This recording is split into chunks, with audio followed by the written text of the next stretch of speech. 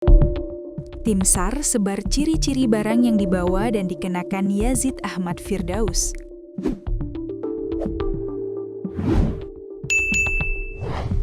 Upaya pencarian terhadap Yazid Ahmad Firdaus, 26 tahun, survivor pendaki Bukit Mongkrang asal Desa Gawanan, Kecamatan Colomadu, Kabupaten Karanganyar, terus dilakukan dengan berbagai metode oleh tim SAR gabungan.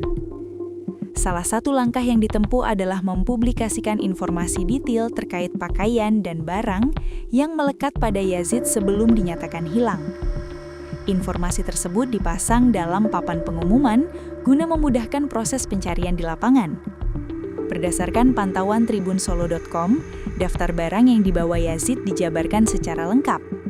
Barang-barang tersebut meliputi 2 buah soft flash hitam merek Coros, 1 unit iPhone 13 Pro, jam tangan Garmin 165 Forerunner warna putih, earphone hitam merek GT, rokok Class Milk tersisa 1 batang, serta makanan Fitbar dan Soyjoy.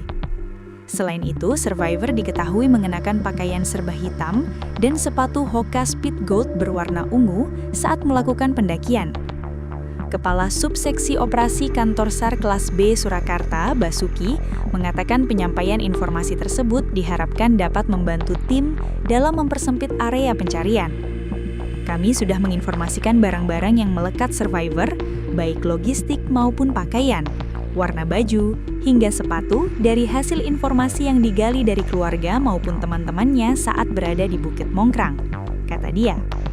Meski demikian, hingga saat ini tim SAR belum menemukan tanda-tanda keberadaan Yazid maupun barang-barang yang diduga melekat pada survivor.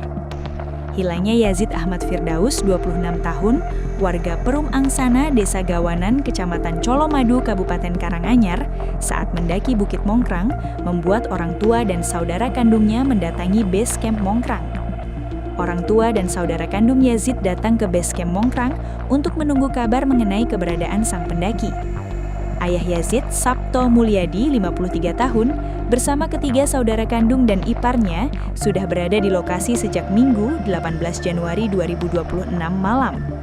Sabto tampak mengikuti briefing terkait upaya pencarian anak ketiganya.